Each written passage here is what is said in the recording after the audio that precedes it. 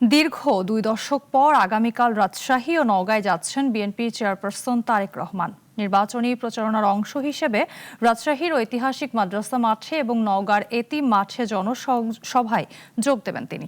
তার আগমনে উচ্ছ্বসিত স্থানীয়রা। প্রতিনিধিদের পাঠানো তথ্য ছবিতে বিস্তারিত জানাচ্ছেন শাশ্বতী সরকার। বৃহস্পতিবার রাজশাহী আসবেন তারেক রহমান। দুপুরে জেলার ঐতিহাসিক মাদ্রাসা মাঠের নির্বাচনী সমাবেশে বক্তব্য রাখবেন তিনি। দীর্ঘ 2 দশক পর দলীয় প্রধানের আগমনের খবরে উচ্ছ্বসিত স্থানীয় নেতাকর্মীরা। পুরোদমে চলছে সমাবেশ স্থলের মঞ্চ তৈরির কাজ।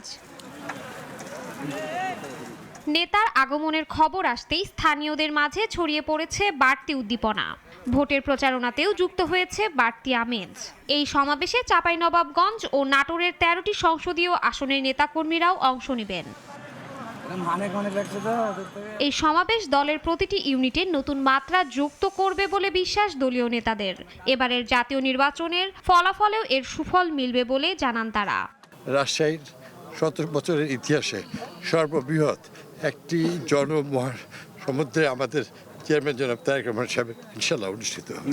আমরা মনে করি যে আশেপাশের রাস্তা এবং সারা শহর লোকারণ্য হবে। আমার বিশ্বাস তিনি আসলে আমাদের যে ভোট ছিল তার চেয়ে তো দ্বিগুণ ভোট আরো বৃদ্ধি পাবে।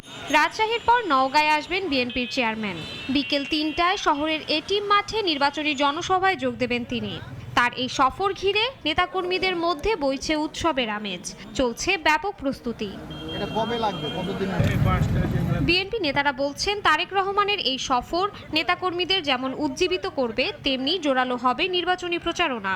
তারেক রহমান নওগাঁয় আসবে, নওগাঁবাসী কেউ আর ঘরে বসে থাকবে না। 6টি আসন এবং এখানে জয়পুরহাটেরও 2টি আসনের প্রার্থী পরিচয় করিয়ে দেবেন। নওগাঁবাসী তেমনি তার অপেক্ষায় তীর্থের কাকের মতো তাকিয়ে রয়েছেন। নওগাঁয় জনসভায় বক্তব্য শেষে পৈতৃক ভিটা ও নির্বাচনী এলাকা বগুড়ায় যাবেন তারেক রহমান। শাশ্বতী সরকার, নাগরিক।